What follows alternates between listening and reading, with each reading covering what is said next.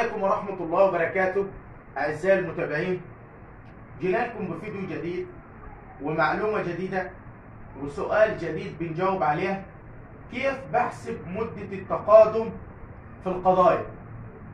يجي واحد يقول لي يا أستاذ ده النهاردة ألف ب قانون، يعني النهاردة أي محامي لو لسه متخرج من الكلية هيقول لك في الجنح من 3 سنين وفي الجنايات 10 سنين وفي المخالفة سنة. ولكن أنا بقول بحسبها إزاي؟ بحسبها إزاي؟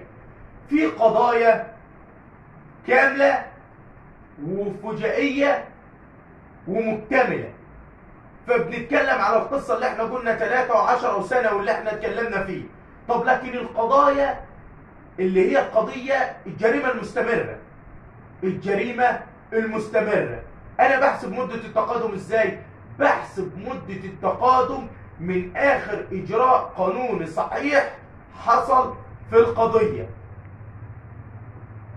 آخر إجراء صحيح حصل على القضية بعده ببدأ أحسب مدة التقادم.